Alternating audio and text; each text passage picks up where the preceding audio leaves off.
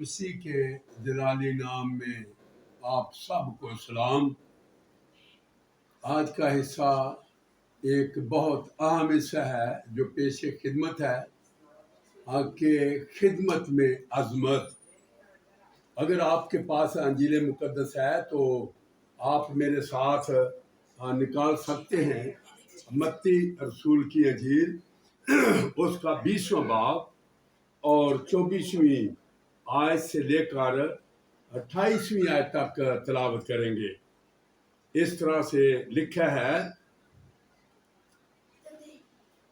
اور جب دسوں نے یہ سنا تو ان دونوں بھائیوں سے خفا ہوئے، مگر یسوع نے انہیں پاس بلا کر کہا، تم جانتے ہو کہ غیر قوموں کے سردار ان پر حکم چلاتے اور امیر ان پر اختیار جتاتے ہیں۔ تم میں ایسا نہ ہوگا، بلکہ جو تم میں بڑا ہونا چاہے وہ تمہارا خادم بنے، اور جو تم میں اول ہونا چاہے وہ تمہارا غلام بنے۔ چنانچہ ابن آدم اس لیے نہیں آیا کہ خدمت لے، بلکہ اس لیے کہ خدمت کرے اور اپنی جان بھتیروں کے بدلے فدیے میں دے۔ خداوند کے پاک کلام کے پڑھے سنے اور قبول کیے جانے پر کثرت سے برکت ہو، آمین۔ میرے عزیز، اس حوالے کے مطابق جب ہم غور کر رہے ہیں کہ خدمت میں عظمت، تو جو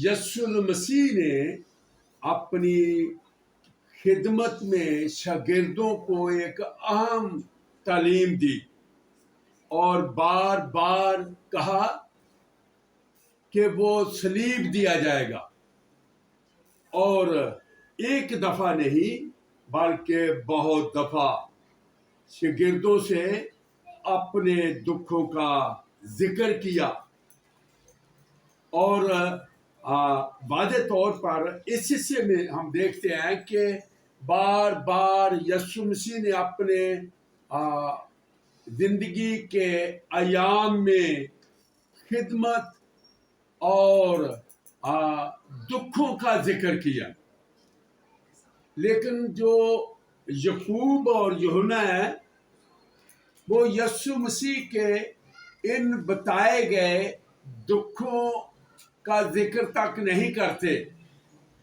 بلکہ ان کو فکر کیا ہے؟ ان کو فکر ہے ایک عزت کی، ایک مقام کی، ایک درجہ حاصل کرنے کی۔ وہ اپنی عزت، مقام اور درجہ کی بابت سوچ رہے تھے، اور واضح طور پر لکھا ہے کہ یعقوب اور یوحنا کی ماں نے یہ درخواست کی یسوع المسیح سے کہ جب تو اپنی بادشاہی میں آئے تو میرا ایک بیٹا تیرے دہنے اور دوسرا تیرے بائیں طرف بیٹھے۔ وہ اس کے ذہن میں جو بات تھی وہ یہ تھی کہ میرے بچے جو ہیں وہ یسوع مسیح کی نزدیکی میں رہیں، خدمت میں رہیں، پاس ہی رہیں۔ نمبر 2، اس کا یہ بھی یقین تھا کہ یسوع مسیح کی بادشاہی آئے گی۔ یہ بھی ایک اس کے لیے ایک بڑا قابل تعریف حصہ تھا کہ وہ یسوع المسیح کی یعنی بادشاہی کی منتظر تھی۔ وہ بادشاہی کے لیے نا امید نہیں، وہ امیدوار تھی کہ یسوع مسیح کی بادشاہی جو ہے وہ آنے والی ہے، اور وہ اپنے بچوں کے لیے وہ درجہ، عزت اور مقام جو ہے وہ اس کی بابت سوچ رہی تھی. لیکن متی تو یعقوب اور یوحنا کی ماں کا ذکر کرتا ہے، لیکن مرکز رسول جو ہے وہ یہ بیان کرتا ہے 10ویں باب کی 35ویں آیت میں کہ یہ درخواست شاگردوں نے خود دی ہے. یعنی یعقوب اور یوحنا نے خود یہ درخواست پیش کی، لیکن واضح طور پر لکھا ہے کہ یسوع مسیح نے ان سے صاف صاف کہہ دیا. کیا بات ہے کہ یسوع مسیح نے یعنی اس تعلیم میں ان پر واضح کر دیا اور صاف صاف کہہ دیا کہ تم نہیں جانتے کہ تم کیا مانگتے ہو.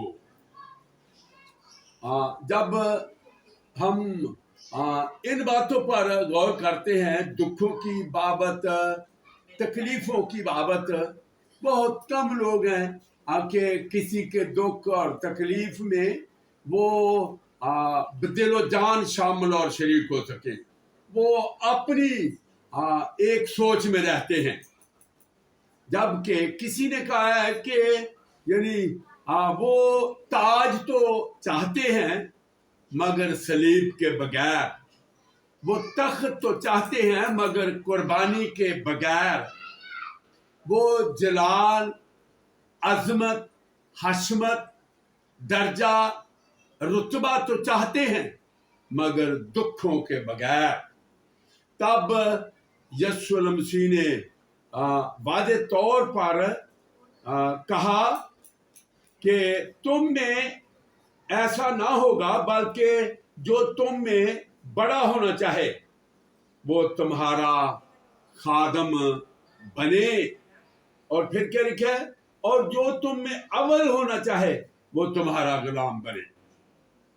پہلا ایسا ہمارے سامنے ہے کہ یسوع مسیح نے واضح طور پر کہا کہ اگر تم بڑا ہونا چاہتے ہو تو وہ تمہارا خادم بنے. پالوس رسول جو ہے وہ واضح طور پر بیان کرتا ہے کہ ایک دوسرے کا بھار اٹھاؤ اور یوں مسیح کی شریعت کو پورا کرو. یعنی خدمت کرنا ہے تو ایک دوسرے کا احساس کرنا ہے، خواہ وہ دکھ میں ہے، تکلیف میں ہے اور غمی کی حالت میں ہے، کہ اس میں آپ ضرور بدل و جان شامل اور شریک ہو سکیں اور ان کی مدد کریں. ہمارے سامنے پرانے عہد نامہ میں ایک بڑی خوبصورت اور مشہور مثال ہے راہ فاشا کی. وہ میں تلاوت نہیں کروں گا لیکن حوالہ ضرور بتاؤں گا. یشوع کی کتاب کے 2 باب کی 6 آیت ہے. اس میں یعنی واضح طور پر ذکر ہمیں ملتا ہے کہ راہ فاشا نے اسرائیلی مردوں کی کس طرح سے خدمت کی دشمنوں سے بچانے کے لیے. جب اسرائیلی مرد راہ فاشا کے گھر میں آئے تو اس نے کیا کیا؟ اس نے ان کو اپنے گھر کی چھت پر چھپا دیا. یہ اس کی ایک خدمت کو دیکھتے ہیں کہ اس نے کس طرح سے اسرائیلی مردوں کے لیے خدمت گزاری کا کام کیا کہ دل و جان ان کی مدد کی، ہمدردی کی. ایک اور حصہ بھی ہم دیکھتے ہیں، وہ پرانے عہد نامہ میں ہے 2 سیموئیل 17واں باب اور 17ویں باب کی 17ویں آیت سے 22ویں آیت تک ہے. اس میں بھی ذکر ہے کہ داؤد کی جنگ جو تھی وہ اس کے بیٹے ابی سلوم کے ساتھ چھڑ گئی. تو اس حصے میں واضح طور پر ہم دیکھتے ہیں کہ یہ جنگ جو تھی یہ عین راجل کے مقام کے قریب تھی اور وہاں ایک چشمہ بھی تھا. اور ایک لونڈی تھی جو بڑی سادہ عورت تھی مگر داؤد کی فیور رکھتی تھی. اس نے کس طرح سے فیور کی کہ وہ چشمہ کے پاس پانی بھرنے کے بہانے جاتی تھی اور ابھی سلوم کی فوج کی نقل و حرکات سب کچھ دیکھتی تھی اور وہ داؤد تک پہنچاتی تھی.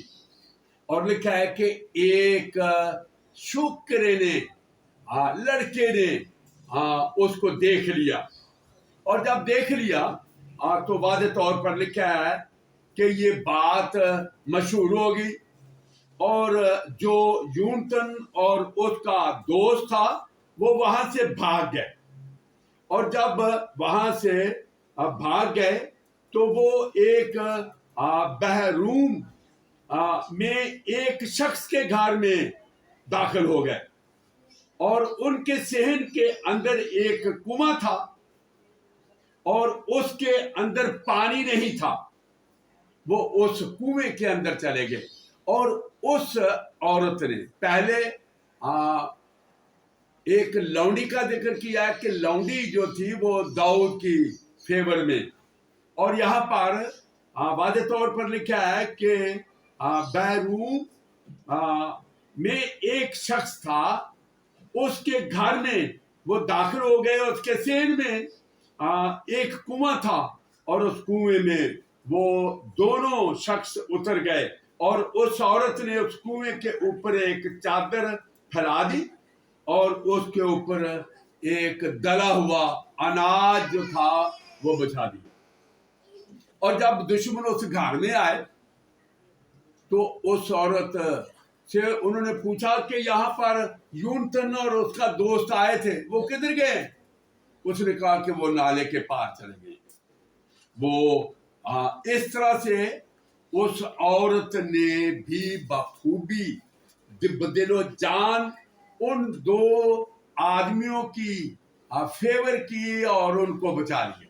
یہ ایک خدمت کا حصہ آج ہم دیکھ رہے ہیں. اس کے ساتھ ایک اور حصہ بھی ہے, وہ پرانے عہد نامہ میں ابراہم کا ذکر ہمیں 18ویں باب میں ملتا ہے. پیدائش کی کتاب میں اس کا 18واں باب ہے اور 18ویں باب میں یہ چند آیات ہیں جو میں ضرور تلاوت کروں گا. آپ بغور سنیں, اگر آپ کے پاس بائبل ہے تو آپ دیکھ سکتے ہیں. 18ویں باب کی پہلی آیت, پھر خداوند ممرے کے بلوتوں میں اسے نظر آیا اور وہ دن کو گرمی کے وقت اپنے خیمہ کے دروازہ پر بیٹھا تھا اور اس نے اپنی آنکھیں اٹھا کر نظر کی اور کیا دیکھتا ہے کہ 3 مرد اس کے سامنے کھڑے ہیں. وہ ان کو دیکھ کر خیمہ کے دروازے سے ان سے ملنے کو دوڑا اور زمین تک جھکا اور کہنے لگا, اے میرے خداوند, اگر مجھ پر آپ نے کرم کی نظر کی ہے تو اپنے خادم کے پاس سے چلے نہ جائیں, بلکہ تھوڑا سا پانی لایا جائے اور آپ اپنے پاؤں دھو کر اس درخت کے نیچے آرام کریں. میں کچھ روٹی لاتا ہوں, آپ تازہ دم ہو جائیں تب آگے بڑھیں, کیونکہ آپ اسی لیے اپنے خادم کے ہاں آئے ہیں.